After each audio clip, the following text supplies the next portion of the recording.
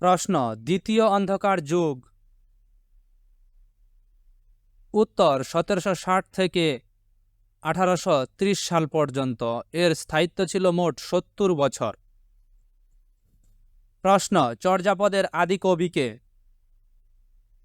উত্তর লুইপা।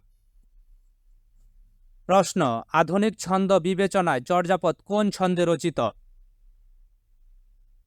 উত্তর মাত্রাবৃত্ত। প্রশ্ন মধ্যযুগের উপন্যাস কোনটি?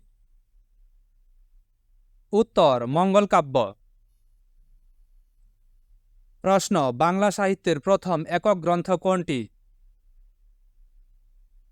উত্তর শ্রীকৃষ্ণ কীর্তন, অর্থাৎ এক ব্যক্তি একটা গ্রন্থ লিখেছেন, সেটা প্রথম হচ্ছে বাংলা সাহিত্যে শ্রীকৃষ্ণ কীর্তন, যার উদ্ভব হয়েছে মধ্যযুগে।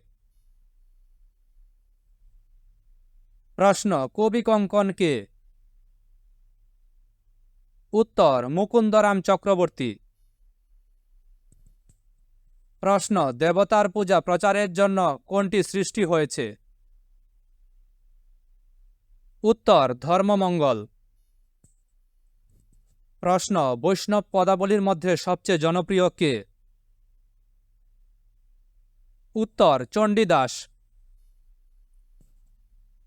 প্রশ্ন বিদ্যাপতির ভাব শিষ্য কে? উত্তর গোবিন্দ দাস। প্রশ্ন বাংলা সাহিত্যের প্রথম মুসলিম কবি শাহ মোহাম্মদ সগীর কত শতাব্দীর? উত্তর পঞ্চদশ শতাব্দীর।